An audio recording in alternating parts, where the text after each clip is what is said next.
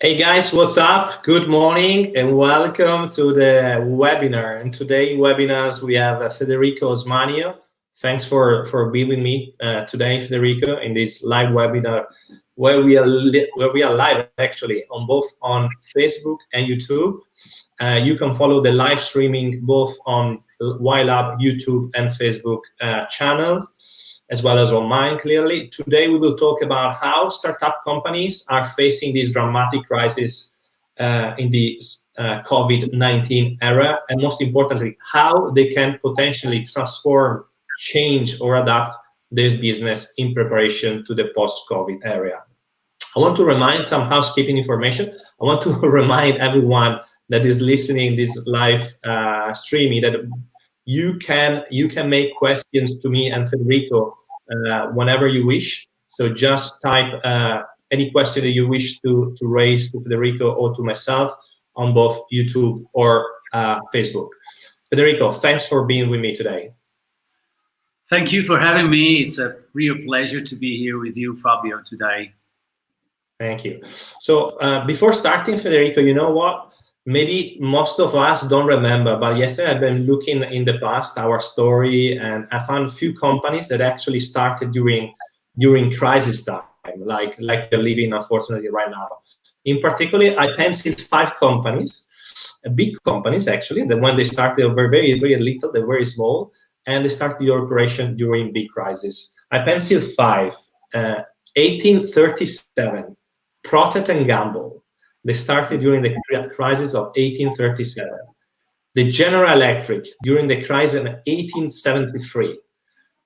During the oil crisis, so more recently in 1973, FedEx started the operation during a crisis time. In the same year, Microsoft.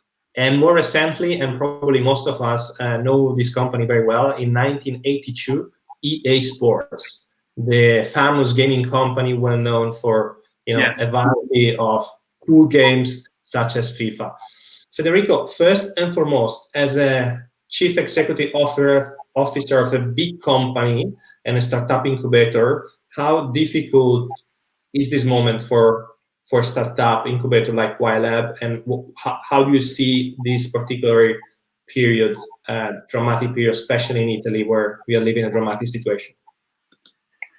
So this is a very strange time we're living in because COVID-19 is basically contradicting everything that we've already thought about sport. If you think, we thought about some main beliefs around sport, a sort of universal law that governs sport as an alternative asset, non-correlated with the rest of the economy, acyclical, and recession-proof.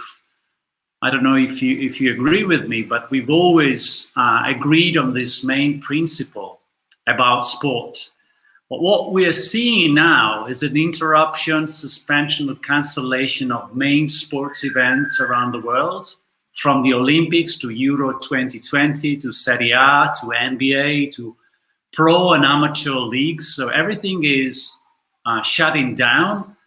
And this is raising big questions on the sustainability of the industry as a whole, as to what extent this kind of interruption in live events can or will impact ticket sales, sponsorships, media rights money, and agreements. And the other thing that I'm thinking of is the sport has always been the arm around the shoulder. I've read this in a recent article. I like the idea of an arm around the shoulder at times of major trauma, but we are in the middle of it. So this is totally new.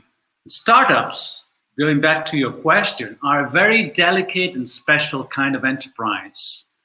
They need frequent money, fundraising to sustain investment and their activities and develop their business. And so in time of crisis, as we are living now, well, basically all industry are seeing a halt to their activities. It's much more difficult for them to raise money. So this is honestly a bit tricky. We are seeing depending on the areas of activity of startups, then we can dive deep in some of the examples of Wylab. We are seeing, generally speaking, a dropping business activity. In some cases, a disruption in supply chain for especially startups who develop hardware, for example, and they need some components from Asia or China, for example. And also an interruption of travel and meetings that in some cases are important elements of developing business for startups. So this is my take, my first take. So going back to your questions, yes, we are facing a difficult time, not just for startups, but also for incubators, I guess, as we serve startups. So we are, in particular, Wylab is a startup itself. So we are in the middle of this. We are just trying to be very careful and trying to change the assumptions around the business in order to adapt to this big crisis. Yeah, and I see many companies that actually, you mentioned something very true, how companies are transforming their production, the factory production, and adapting as quick as possible. And it's not an easy task, but fortunately also the technology enables most of those companies to serve a better understanding, a better situation that we're living right now. Federico, how many startups now have you been launched in the last year, the last 12 months? And can you describe a little bit the service that you guys in terms of Wylab are providing? Because I am sure that some of the people that are listening our live events today are not knowing very well. So let me just make a brief introduction of what Wylab is, and then I will answer your question. Wylab is the first Italian sports tech incubator. What we do is select, support, funds early stage startups, initiatives that produce innovative technologies and services for the sports industry. This is what we do. We were founded 4 years ago in 2016 in Chiavari, beautiful little city in the Liguria coast. It's a couple of hours drive south from Milan. And we are position ourselves as a catalyst for the complex ecosystem made of, on one hand, on one side, sports federations, leagues, clubs, athletes, and the other, or investors, startups, universities, research centers, and tech brands. And we try to bring, our mission is to bring innovation into the world of sports. We don't do just that. You know, the incubator business model is pretty complicated. So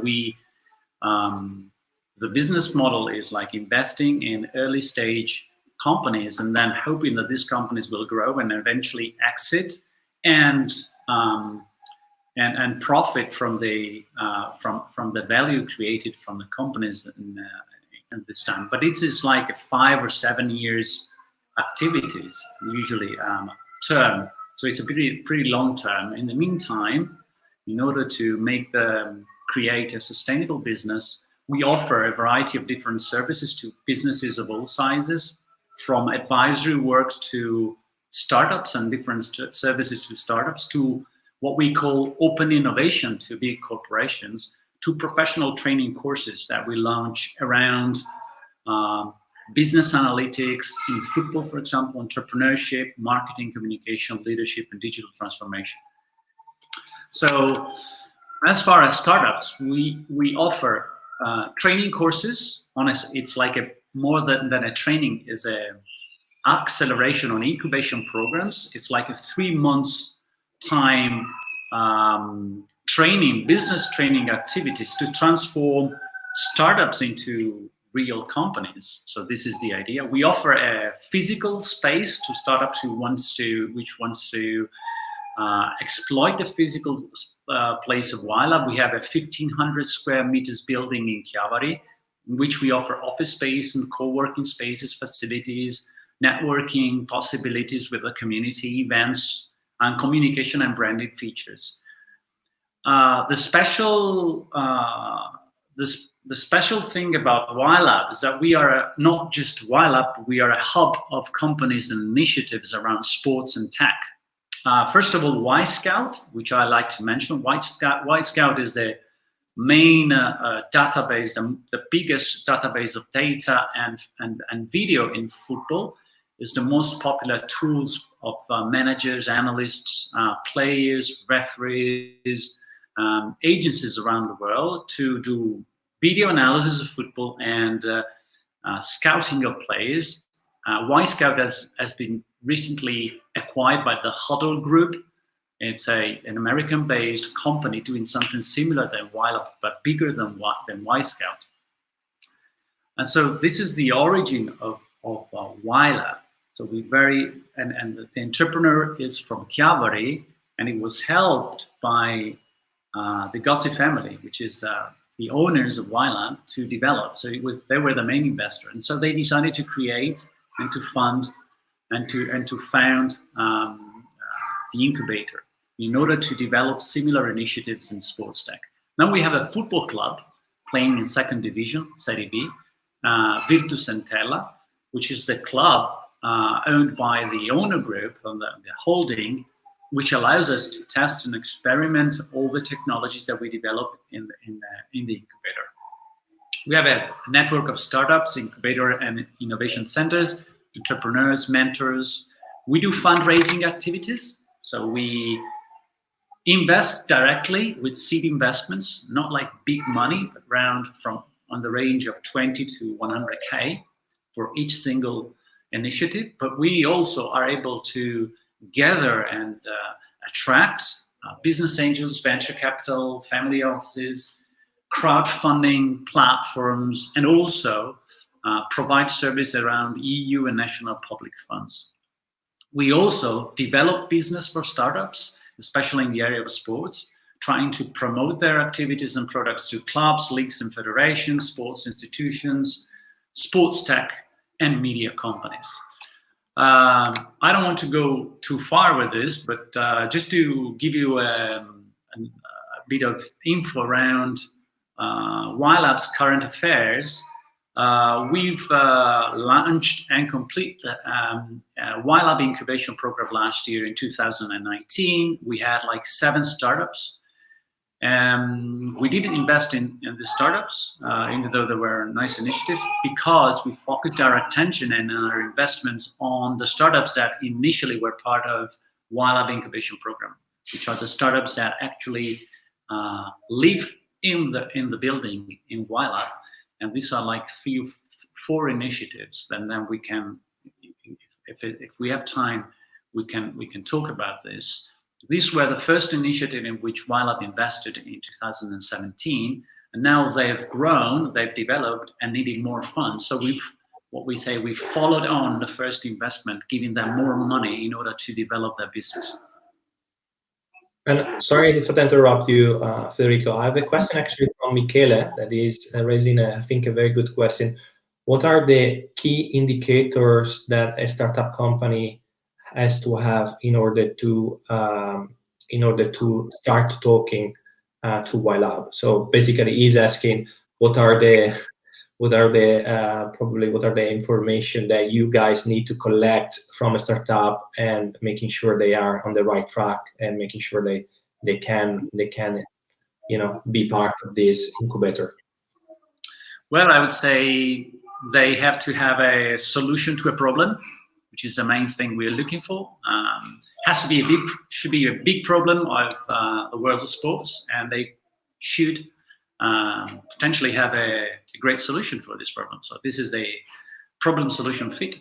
And there should be a market for the product and services that they are trying to they have created. So we are trying to we do a sort of a due diligence to understand if there's markets, because we are not looking for products and services, but we are looking for businesses at the end of the day. So we need to find, profitable and business if we want to invest in these businesses.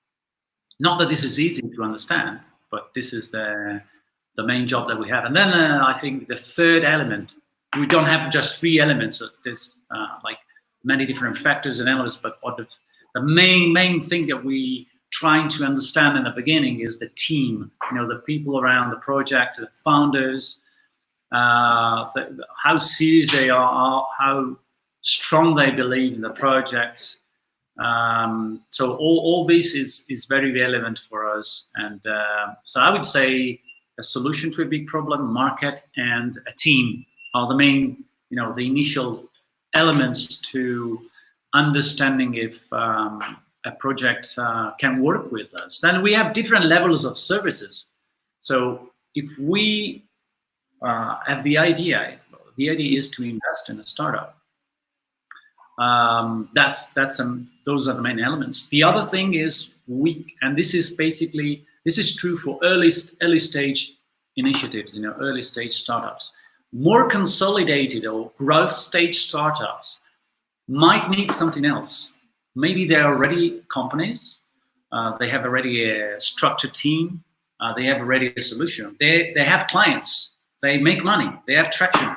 In this case, what we can offer and provide to startups is business development, so opening doors to especially the Italian sports world, but not necessarily just the Italian sports market, but open markets in the Italian market, and fundraise, so help them fundraise either directly from Wylab or gathering together all those players that I mentioned initially. In that case, we can help them even without investing by helping them grow the business and raise money. So in this case, we are an enabler more than a direct investor. In some cases, there's a hybrid, because in the recent past, we've recently done a deal with a startup, and everything started as a business development activity. This is a foreign startup. It's an Israeli and United States startup that wanted to grow in the Italian market. So we started working with them. They were happy of what we did, and we were happy of them. And then we eventually invested in this startup. So it depends. There's no single recipe and one size fits all, but it depends on the level of growth of startups. But those three elements, especially for small initiatives and in the beginning, are the elements that we look for. And how physically a startup can reach you out? Is there any process?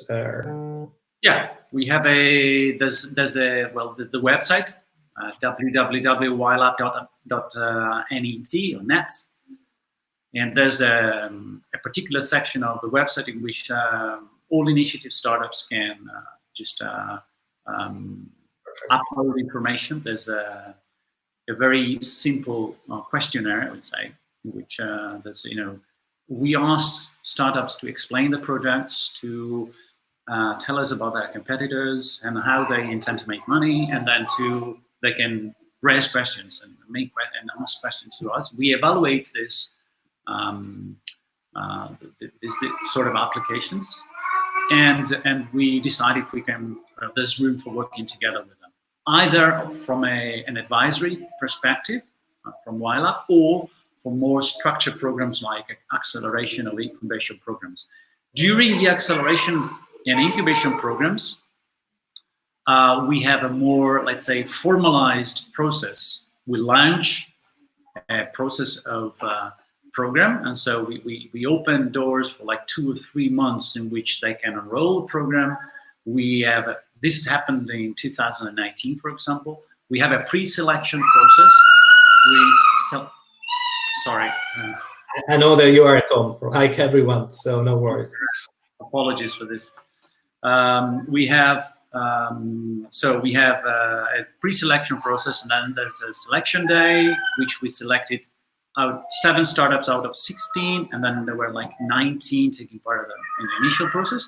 And then we have three months of special training, and at the end we have an investor day, which we present the startups to investors. So this is the typical process that we follow. But we are not going to do this in 2020.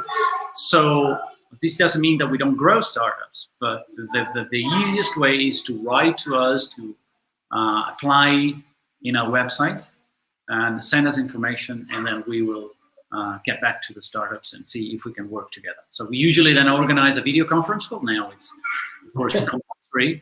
There's no alternative, but we usually do a video call in any case, even prior to this crisis. And eventually we meet in person, and we trying to see if there's interest from us in offering services to the startups. It's not just startups asking help, but it's us understand if we can really help and what the best services we can offer to these companies. And I think one of the main assets that you guys can offer is also the networking, right? Because you have great connection with, let's say, all the main stakeholders, specifically in a sport vertical. So that's, I think, is a big value added as well for startup companies that want to approach Wylab. Yes, this is one of the things that we've improved, I guess, from last 18 months. We're trying to do better, which is basically, well, I come from the sports world, so it was pretty automatic for me to liaise with my former colleagues or the people I knew working in football, but not just football, trying to see if they wanted to know more about innovation programs, and they wanted to know more about startups that are particularly related and connected to their own business. So this is the first thing that we did, and we are trying to do this. It's not easy because the sports world is not really, I would say, open to innovation in general. It's really hard for them to spend money on innovation. So we are trying to improve this. So the offer side is pretty active. There's lots of initiatives around sports tech, for example, in the area that we're more expert on. But there's less activity on the demand side. So the demand side, sports institutions and organizations are less prone to start programs, innovation programs, what we call open innovation, or look for startups. And so it's complicated, but we do this, and we do this with pretty good success. Great. So let's switch a moment off topic right now. So you have a very let's say, huge experience as a digital director of Lega B, the Italian second division of football. Unfortunately, sport is the bigger prize, one of the bigger prize. There is no sports events at all. There are no live streaming. There is no possibility to watch basically any sport. I just realized yesterday that there are a couple of countries that are still playing, but very let's say minor sport. So what a sport property should work out in a moment, according to your information, in the moment in which we are living? What do you suggest to do if you were leading a sport league or club right now? I know this is a tricky question, but you have a huge experience, and I'd like to know more about what you think a company can do right now, a sport property can do right now. Well, it's a difficult question, honestly. What I see people are doing, I have experience from my 8 years of Lega B, but this is a strange time, and especially in digital and social media, everything evolves very rapidly. So what happened to work, what worked 2 years ago doesn't mean that works now. And this is a very strange, in particular, dramatic and extraordinary period that we're living. So what I'm seeing, and what I think is right, that sports organizations are tapping into the archive contents, which is something, showing what happened. Matches from the past. This is done at all levels, from FIFA that started to show all the finals and matches of the former editions, or the editions of the World Cup, or past editions of the World Cup, and this is done at all levels. What you could add to this, I've read something interesting about this. It's a new way of commentary to this. So you could get creative on having someone else commenting on on the past matches. Why not players themselves or media people? Then there's of course the big area is for me trying to understand to exploit and leverage this forced prison that we are all in, trying to tap into the more authentic stories of players, athletes, and coaches. So understand what is life behind the curtains, what is the life of players and athletes when they are at home, and from a real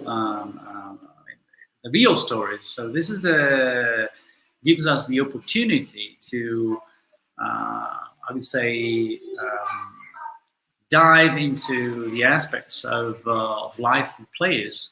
At the end of the day, players are used to being recruited in some respect, so they can teach us something. And then I see that there are programs around psychology of players now, and this can be applied to everyday and to all mortals, to every one of us. And the other thing is fitness. You see it everywhere. Everyone is trying to do fitness at home. So players and athletes and coaches can teach by definition. So this is something that is could be funny, or could be fun on one hand and useful on the other. Then it's that there's all the things around gaming and esports that are getting momentum, not just because of COVID. Esports are growing, but in particular when there's no live events, we could. This is an area of activities that we can really do wonders with. I see MotoGP was doing a very great experience yesterday. All the driver connected at the same time and playing in MotoGP games, video games. It was really, really interesting. Yeah. Then there's like I don't know if you read about the Leyton Orient football club in the UK. They did something very creative. They were one of the first, and everyone followed, trying to liaise other football clubs and organize FIFA games on esports, and with all players. So this is something that is happening and quite often, and it can't go on forever, because I think honestly speaking, we miss live events. If we take live from sport, there's no reason to have sports. So that's a reason why everyone talks. Everyone thinks as a coach, or everyone thinks to be relevant and discuss football and sports. This is why. So this has to be temporary. The other thing, maybe special offers. I see it often, especially for big institutions and players who have like OTT services, and they like subscription services, and these are usually services that people pay. And in this case, I see that they are being offered for free. So this is a good way to engage with fans and let fans see what the services that this organization offer. And what I've read recently was an article and an initiative created by a friend of mine, was really expert on digital, is Carlo De Marchis. I guess you know him. I know very well, Carlo. Actually on live soon. That's it. Okay. So I don't want to spoil that for you. But Carlo has launched an initiative on around sports hiatus, which is how sports managers and experts can bring their creativity to, let's say, gather all the most interesting and original activities and initiatives and ideas that can be applied to sports organizations. So sort of an informal process of brainstorming and of the best practice that we can use for digital applied to sports in this particular time. The other thing, the last thing that I wanted to mention is not digital, it's physical. It seems to me pretty logical, but it's not easy to do. And I see that sports people are, in some cases, offering services to hospitals, institutions to help with the crisis. So I read something interesting on the Pordenone's captain. Pordenone is a club of Serie B where Vitesse plays. And the captain of one of the clubs of Serie B offered his house as a space for the Pordenone hospital. Pordenone is a city in the northeastern part of Italy. And of course, the northern parts of Italy, especially Lombardy and Veneto, are facing the most important hotbeds of the crisis and the virus. So he offered his house to the hospital. This is happening also with Watford in UK. They offered spaces to the local medical people and working and addressing the coronavirus and helping them with spaces. So I would say, apart from this, which is emergency, all the rest is something that you see it already done. It's difficult to add a layer of creativity to these things because you can do that.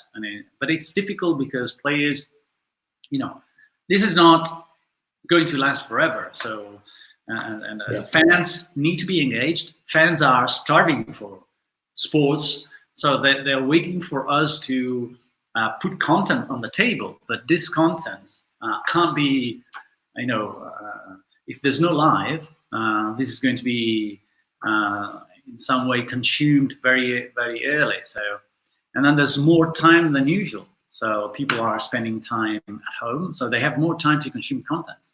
So we are seeing a rise in the consumption, in media consumption. But so we need to fill this gap. Yeah. So we didn't speak about digital transformation. No, I think we touched in some cases, but we didn't enter too much. So digital transformation, from my point of view, is really booming, and now we see a big acceleration due to this COVID-19. So how will this crisis impact new startup companies, new projects that will be coming in the next months? Is it for your opinion, is it really changing the way on how people do business? And maybe most importantly, I would say, how startup company can transform this crisis into an opportunity if they can. Well, we've seen it. You mentioned in the beginning some companies, iconic companies, were actually formed and shaped during financial downturns. You mentioned, some big names. We could also say Google and PayPal after the dot-com bust, but also Airbnb, Square, Stripe. In the midst of the global financial crisis of 2008, right? So it happens. What we know from Darwin is that we read it pretty often recently of this. The ones who survive are not the strongest, but the most able to adapt to change. But this is honestly true even before COVID-19. So I happen to speak to people around sports, innovation, digital transformation, and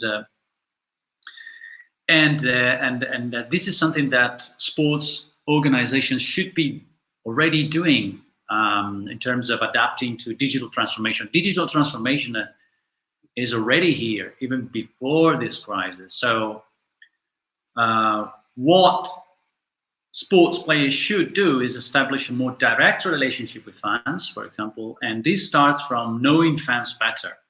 So, and becoming more fan-centric.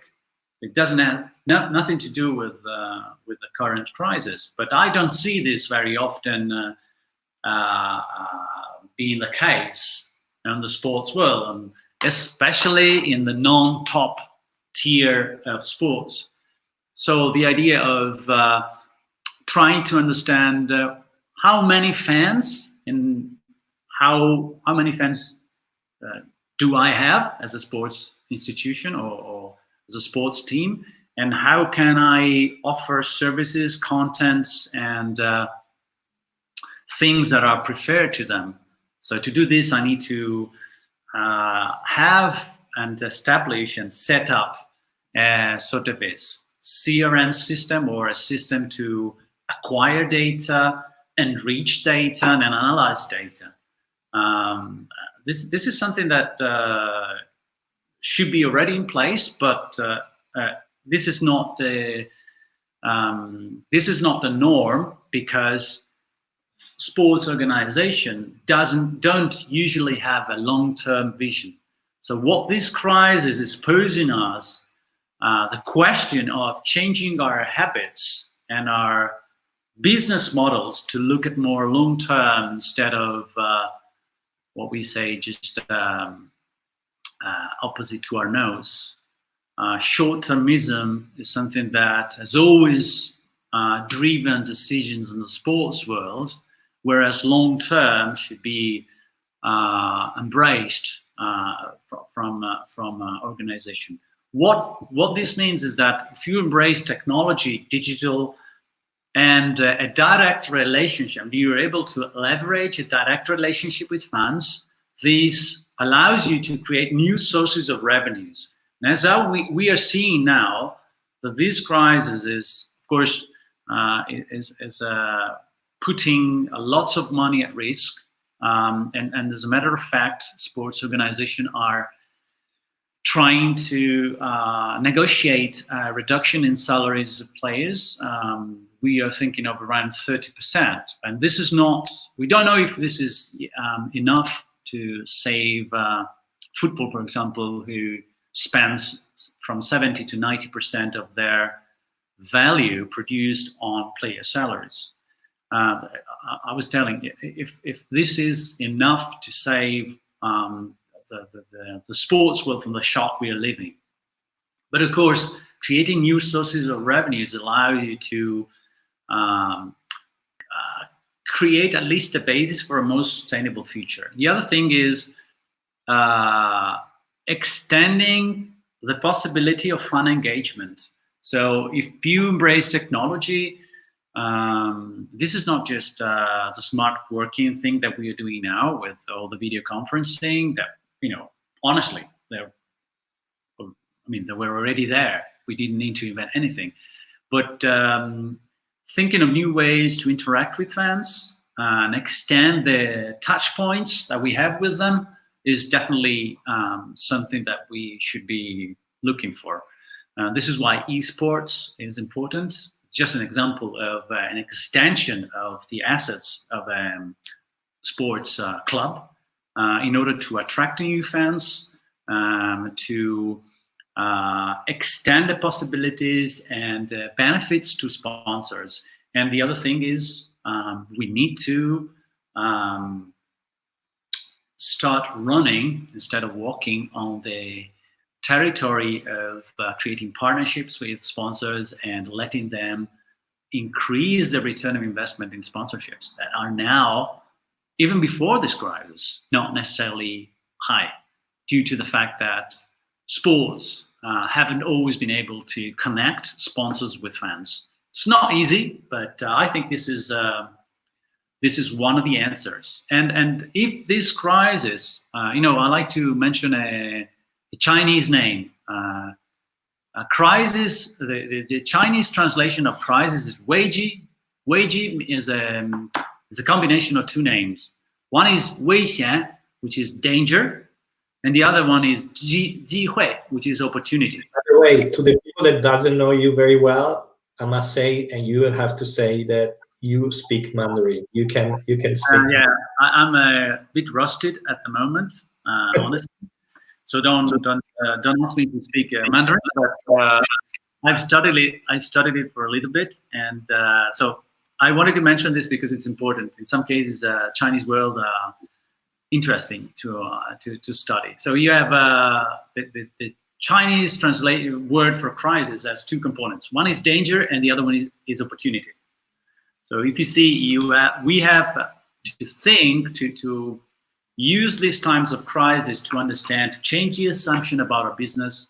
And I've read something about this from some sports leaders, and I hope this will be really put into practice as sports have, the opportunity to think and to go deeper, dig deeper into their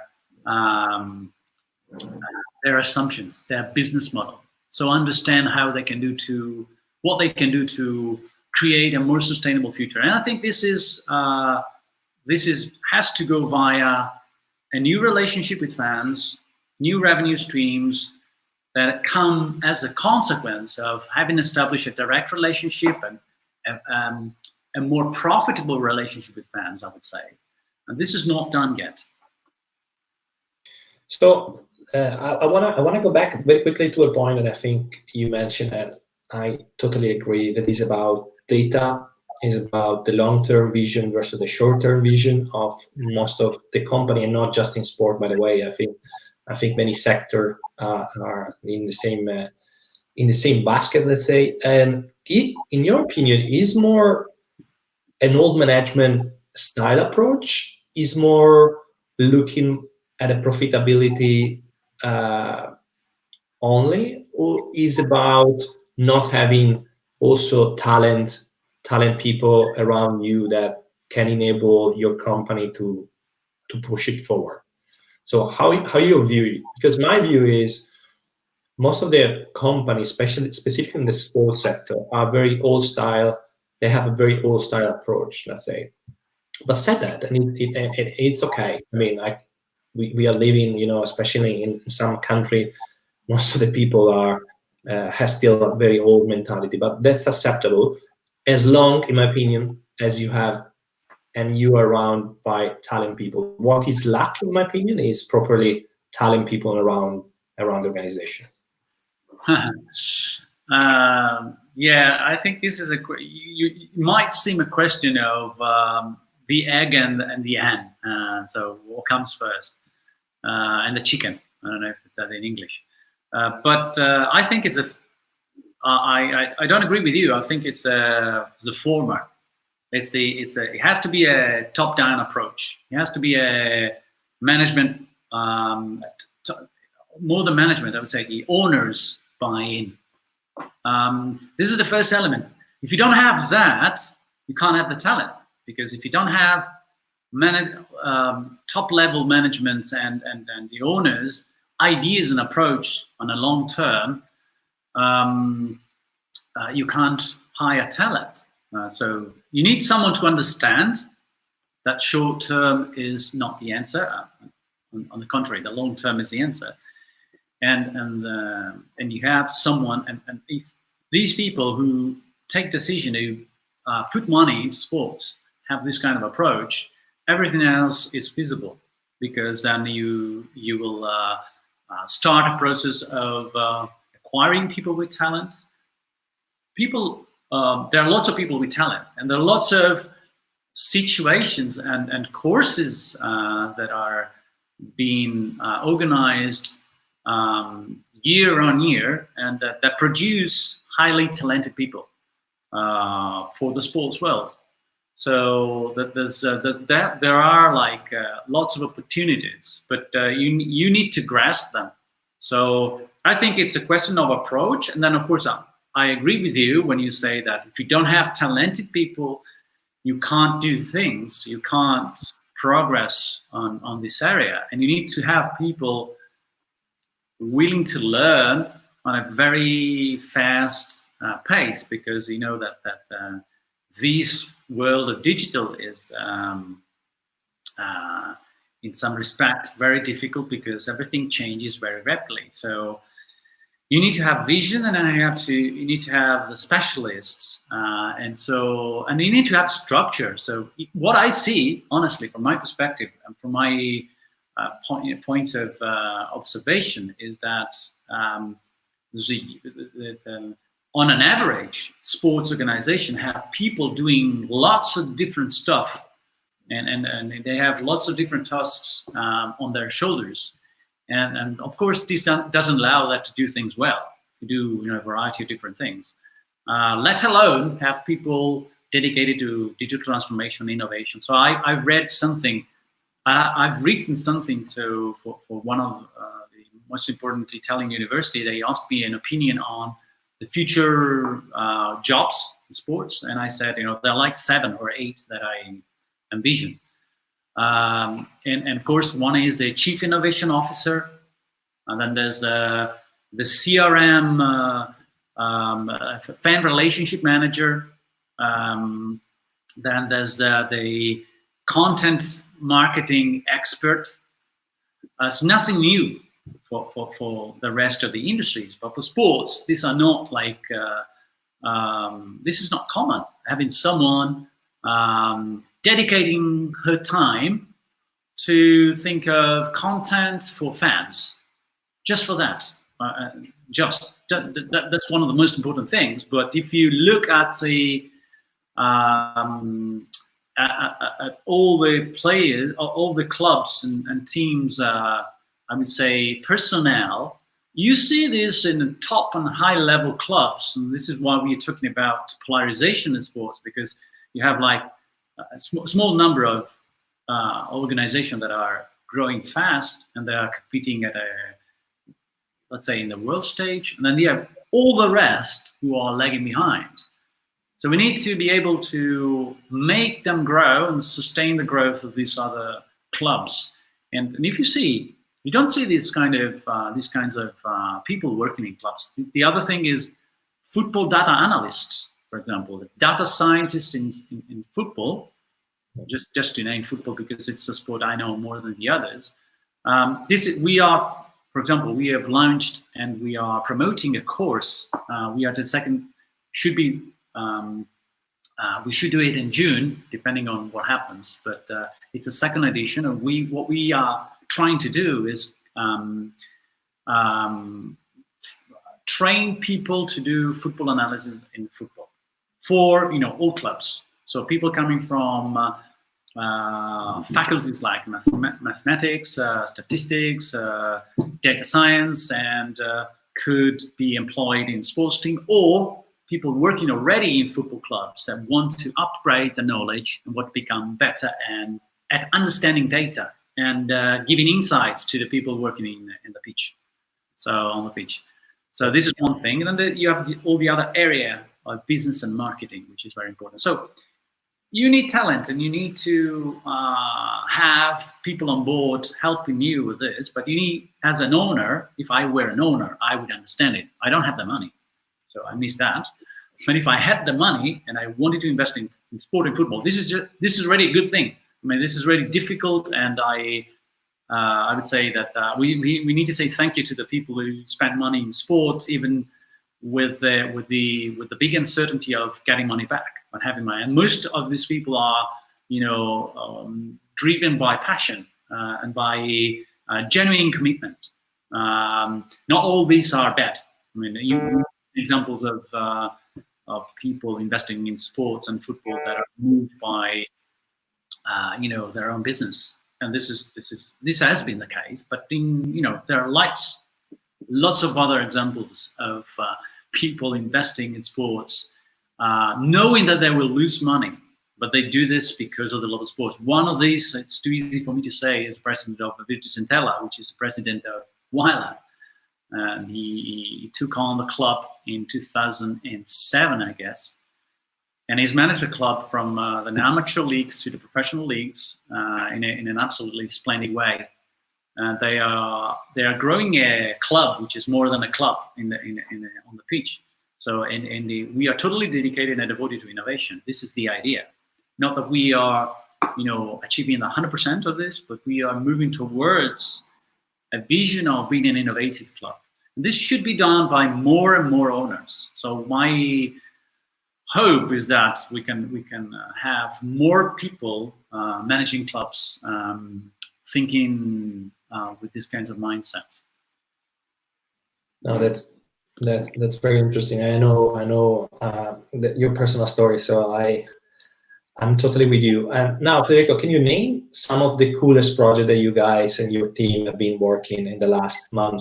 Clearly, previous to the start of this crisis, any startup or project that is worthy to mention, specifically for an innovation standpoint? Yeah. Okay, so I would mention Zone 7. First and foremost, is that's the startup that I mentioned earlier when I said that I was explaining to you that we are working with this Israeli and United States startups. And what they do is basically they've created a artificial intelligence, which is now a neural network of a system to this is not the correct way to say it, but to understand and to evaluate the risk for players to get injured. So the risk of injuries for players, and then offer adjustments to their training schedules in order for them to be safe and healthy. So this is why I mentioned this, because they are very good. These guys have an experience in. They've had an experience in big companies like Salesforce on the artificial intelligence side of the business, and they worked in the Israeli intelligence, and they've now deploying all they've learned into sports. But the other reason I mentioned this is because this is very relevant for sport now. So sports is suffering, has always suffered from injuries. Injuries at all levels are affecting the way football teams can use the whole roster. You are an example of during your football career as well. Yeah, right? yeah. I've been pretty lucky, but honestly, if I had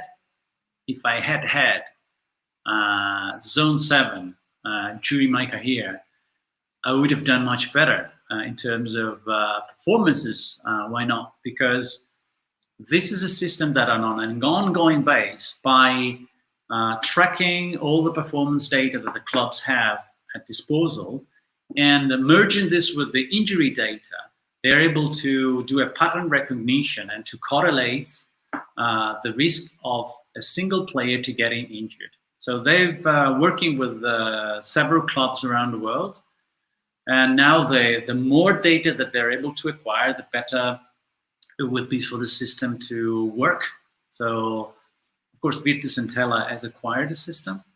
As a first example in Italy, we are in dialogue and we are discussing with top clubs this service. And we are also active in other parts of the world. And I really believe this is game changing. And also, if we think of the hopefully championship will restart soon. So if championship starts, we will have a more congested schedule, and so they're trying to help clubs during a congestion time to manage the roster in the best way. So this is one. The other thing is a totally different story. Is a startup that it was created by 3 guys living close to Chiavari, people from Liguria, and they've been working like 3 years on an idea of creating an application for tracking data of combat sports, MMA, mixed martial arts, and boxing, especially MMA, by merging sensors into an underglove used by fighters under the actual glove, and this system is able to track all the the movements that they're doing, the punches that they're giving, the velocity, acceleration, and the way they're performing, the physical data. They've merged this into an application. This will be what we believe will be game changing also in the combat sport, on the allowing all people doing this not at professional level to improve the way they train. And so as it is happening with running, for example, and everyone is using like different applications like Strava or Runtastic or Garmin or whatever to have more knowledge and engagement and involvement in what they do, and they can have the feedback of the data coming from their own body. So this is going to happen in combat sports. So we are working with them hard to launch this during the course of 2020. Of course, this crisis is posing us, it's giving us problems because everyone is being postponed. So everything is being postponed. So we need to understand. We need to reevaluate. But this is one of the startups that I think is more interesting. The other one, to mention three, is and the second one is called Techne, and it's a local startup.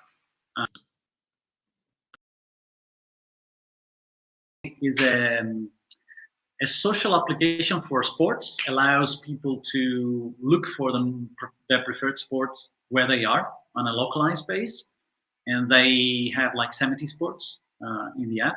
It's a very neat application. I think you know the guy who invented it, Biagio Bartoli. Yes, he worked in the same company as you did in Delta Tre, right? Yeah, we worked together. Great guy, great vision. He always had, his entrepreneur spirit inside. So I'm glad things are going very, very well for him. And Stefano as well. Stefano, me too. Those are great guys, great product people. They created such a great product. And so from one hand is a social application for people doing sports, and on the other is a very thorough and comprehensive management tool for sports clubs of all kinds and sizes.